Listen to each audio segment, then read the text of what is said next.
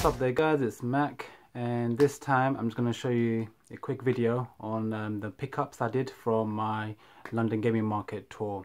Now you guys may have seen I did a video on the London Gaming Market tour, which was on the 15th of November. It was here in London at a hotel based in Russell Square. And again, I'm just going to go through my pickups as well as my experiences of the whole environment, and obviously how I felt about it.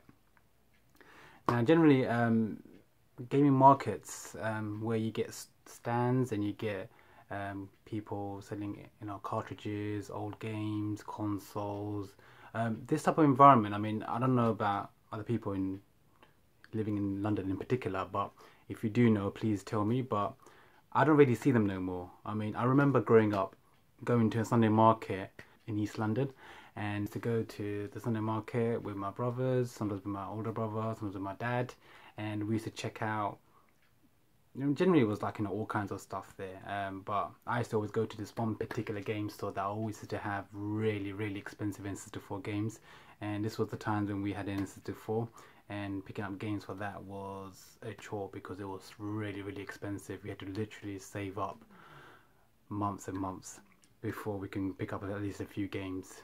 Games were like going for 45 quid, stuff like that. Now I remember one of the games that we did pick up was Mickey Speedway USA in the Sunday market, and taking it home and thinking this is going to be a great game, and it wasn't. It was nothing like Mario Kart 64. We thought it was going to be like that, but it wasn't, and we should have just stuck to our guns and gone for the original Mario Kart 64 rather than trying to find something that's similar to it. But yeah, Mario Kart 64, great game. Mario 64, great game. And yeah, I mean, that type of experience in the market environment where you get stands all over the place selling you all kinds of consoles, games, I don't see that no more. That Sunday market got taken up. It's now gone. As soon as the Olympic 2012 kicked in, they took it all away. It was sold off, and the land has become more or less a car park now, which is really sad. So I don't really see these no more. So this was the first time in a long time when I've managed to see retro gaming in a very large scale, and it was based in London as well. And this event actually happens 3 times a year. So I went to the first one, and there should be 2 more coming up in 2016. So again, I will be attending them, but I hope you guys enjoyed the tour video I did for that. There's a link in the description down there, you can sort of see that, and there'll be a link over there as well where you can click onto it and check out my tour. Hope you guys like it. Now this video is mainly about the pickups I did for that tour experience. As you can see, a bunch of stuff here that I got. Should go through them.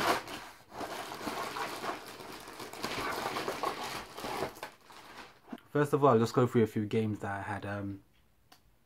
You may have seen this in the video. I picked this up. Sega Master System, Tom and Jerry. I remember playing this. This was one of the games that we had on our original Sega Master System 2. Fantastic game. It was really difficult trying to get that stupid mouse every time. You're playing as Tom, and you're basically navigating throughout the whole game, just trying to catch him. Found this in really good condition, complete in box. Yeah, picked it up, ain't gonna let that go by. Good deal. Let's put that aside. This game. Now, you may have seen me in the tour video talking about this game briefly, but Ultimate Mortal Kombat 3. Wow, I was really surprised to actually find this on the Sega Saturn of all consoles, because I was probably expecting to find this on maybe the Mega Drive or on the Super Nintendo. Definitely not for the Sega Saturn. I mean, I went with the mindset that yeah, I'm probably gonna find this on the SNES and pick it up, and probably cost me a little bit as well, but I'll probably get away with it. I know it probably cost me a fair bit as well, but I understood that SNES is probably the best option where I'll find this game. But to actually find it on the Sega Saturn, I mean, wow. I mean, I have got a Sega Saturn. I haven't done an unboxing for that yet, but I will be. and I haven't got many games on that console. So for me to pick up Ultimate Mortal Kombat 3, a great fighting game. It sort of combines all the Mortal Kombats, so the classic ones, the best ones, as well as obviously you got Sub-Zero in the ninja outfit, which I absolutely think is awesome, as well as the normal one where it's in Mortal Kombat 3 where it's his brother where he hasn't got the mask on. Get to play that on a Sega Saturn where they have the right correct buttons as well to play a really good fighting game with. So really happy I picked this up, and it was really cheap as well. I mean, it wasn't that expensive at all. I'm pretty sure it would be a lot more expensive on the SNES, but to find it on the price that I picked it up for on Sega Saturn, really happy. And that's the thing about these type of markets. I mean, you get to find these type of games where you would never have found otherwise, or you probably have to surf the net and find it on eBay or something like that. But yeah, I was really happy to pick that up. Let's just get this out of the wrapping and have a look inside.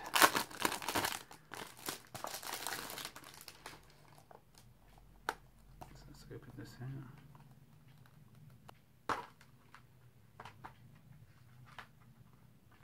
So you got the Ultimate Mortal Kombat 3 disc there, and Sega Saturn. Just put that down there, and you've got the book as well. Really good condition.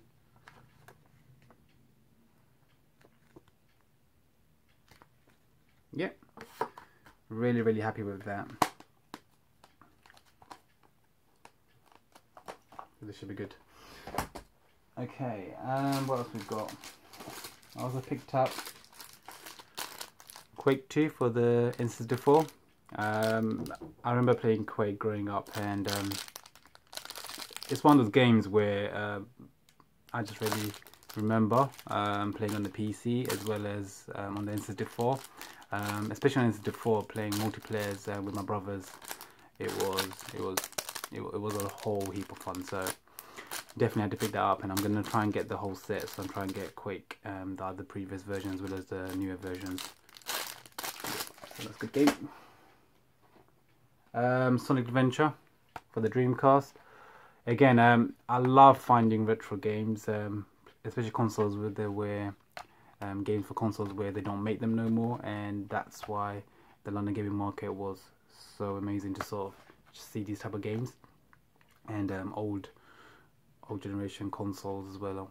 So Sonic Adventure, I had to get this. I haven't got the second one on Dreamcast yet. I'm gonna still pick that up soon, but the Sonic Adventure 2 on the Dreamcast was just way too expensive, so I'm sort of hoping to stumble across it for a more better price really. But this wasn't too bad, so I thought I'd pick this up. Here's the disc itself, and yep, got a nice little booklet there. Yeah, great pickup. Okay, I also picked up for the Dreamcast Ready to Rumble 2 Boxing Round 2. Now, I have the very first Ready to Rumble on the Dreamcast ready, so I wanted to pick up the second one because I really like completing all the series. I always tend to get the first version, the second version, the third version if they've come out in the series, in the franchise. So yeah, I had to pick this one up. Ready to Rumble 2 Boxing, it's an amazing game. I mean, one of the main things I really like about this game was that he had Michael Jackson as a special character they can unlock, and I'm a massive Michael Jackson fan, so to get him and to play on a boxing game, that was it was funny. So yeah, that and Afro Thunder, yeah, it's one of them funny boxing games where, you know, it was just a whole heap of fun. Anyway, I also picked up Donkey Konga for the Nintendo Gamecube.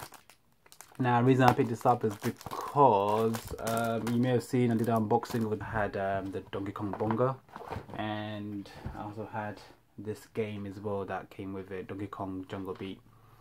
So I thought, hey, this is part of the Bongo franchise series.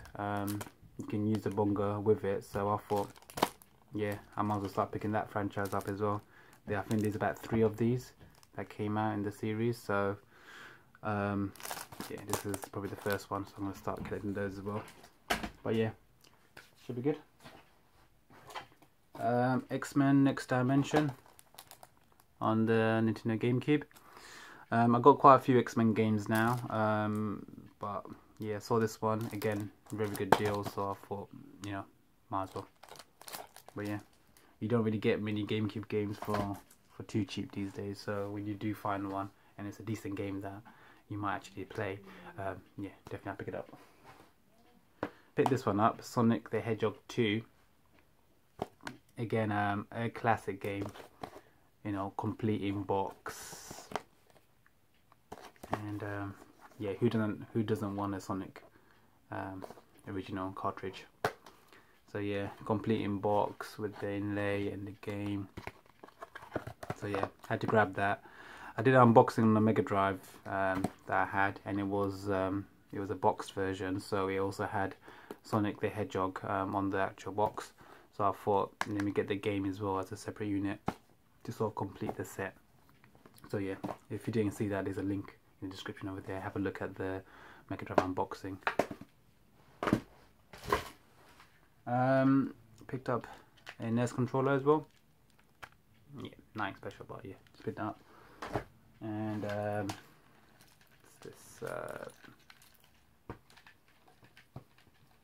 is a PlayStation 2 controller, DualShock 2. Again, really cheap, so I thought pick it up. I could always do with a few of these. And this little thing here, Super Game Boy adapter for the SNES. Now this is really it's really good for people that wanted to play Game Boy games back in the day with the Super Nintendo. Just basically pop the Game Boy cartridge here. It needs to be obviously the classic cartridges, so it needs to be the Game Boy cartridges that would work. It doesn't accept Game Boy Advance, but yeah, just slot on the top here, put this into the SNES as normal, and yeah, away you go. I don't really have many Game Boy games as such, but I do like to keep these as additional sort of attachments for your consoles and stuff. That, yeah, it's really interesting and part of the history, so yeah, definitely got that. So yeah, that's all my bits and pieces. That's all my pickups for the London Gaming Market tour that I did on the 15th of November. I will be planning on going to the other 2 events that happen, so there's gonna be 3 per year, so I'm definitely gonna check them out and sort of see what other finds I could get there. But again, overall the experience was just really great. You may have seen the tour that all the consoles, like classic consoles from NES, SNES, N64, GameCubes, PC Engine, all these consoles were sort of set up allowing people to play, and as well as obviously just walking around and sort of seeing huge stands of merchandise for retro style console characters, and there's also plenty of games for everyone to sort of have a look through. You may have seen that there was a huge queues for the SNES area and NES area, so any NES games, any SNES games, completely utter crazy, as in like those games. I mean, I've been told that it is becoming really difficult to collect for those consoles because of the skyrocket in prices, as well as obviously the demand for those type of cartridges in those games. But overall, the games that were there on display, seeing Mega CD games for the first time, seeing Amiga CD games for the first time, these type of rare console games, that some of the ones I've never even seen before, seeing box Game Boy Advance cartridges, seeing box SNES, box Sega Master System games, Mega Drive games in all its variants. Again, great to see, great to hold, and you know, it gives you a really good nostalgic feeling when it sort of reminds you of, you know, those days when cartridges like that were just regularly available in market stands. And but yeah, I do recommend for everyone that wants to sort of get a retro feel for consoles and games, and also wants to pick up a few good games, that's the place to go. So yeah, hope you guys enjoyed it, and until next time, Take care, guys. See you later.